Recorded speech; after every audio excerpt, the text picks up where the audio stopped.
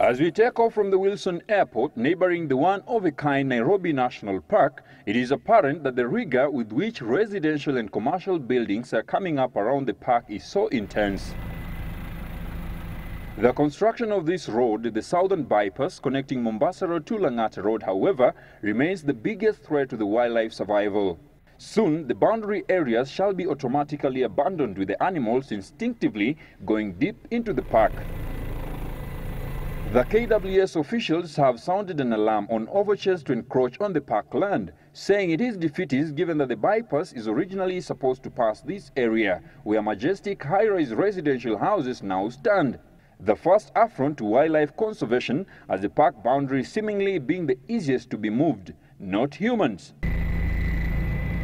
As we advance, Julius Cheptei, who is a Deputy Kenya Wildlife Service Director in charge of the Southern Conservation Area, tells me that there is no need of having a fence around the park. The reason being this: continuous private perimeter walls and fences surrounding the park that effectively create a boundary for the park. I engage an environmental expert, Dr. Isaac Kalua, on possible causes of encroachment on this iconic national heritage. What causes the loss of habitat is the aggression at which the human and the animals are fighting over the natural resources that there is available at the moment. Conservation tops the list of priorities here because this double boundary throughout the park has been carved out for planting of over 250,000 trees by KWS in collaboration with stakeholders and has been christened the Nairobi Green Line. Further, this section called Kappa, Muragi Dhinji, the park's warden, tells me had been carved off by alleged land grabbers some time ago. But after a KWS official smelt a rat and blew the whistle, the land has since been reclaimed, an indication of heightened appetite for parkland.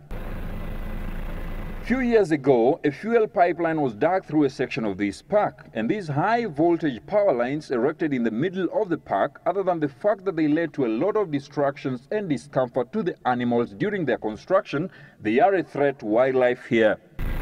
And as if that is not enough, this railway line running adjacent to the park and is said to be expanded during the installation of the controversial standard gauge railway is very likely to eat into the park again. Pollution of the Athi River that essentially forms the boundary of the park and is the main source of water to the animals here portends a greater danger to the animals as well as the surrounding communities that depend on it. The greatest headache to the managers of this park in light of the numerous poaching cases is the surrounding residential areas, resorts and hotels with a clear view to the park. Most of the dispersal areas that were meant for wildlife has already been taken over. So right now as we are talking, I don't think whether there is still a place that we can call a dispersal area for wildlife. These migratory wild beasts and other animals are standing right at the edge of the park, looking distraught. They want to move out, but they can't. Humans have closed down this important dispersal area running from Kitengela that initially allowed free movement of these animals from Nairobi National Park down to Amboseli and back in search of greener pastures and water. But how was this crucial migratory corridor lost? If this land policy was there before, assumed in 1960s, then we could not be talking about the wildlife corridors having been taken over by human settlement.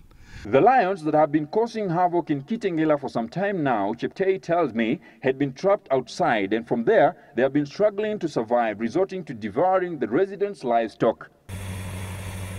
As we disembark from the aerial survey, it is apparent of who truly has encroached on the other's territory.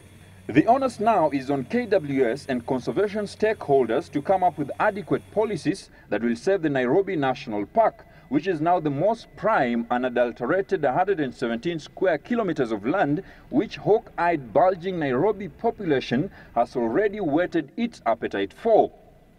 Alex Kubasu for Citizen Weekend.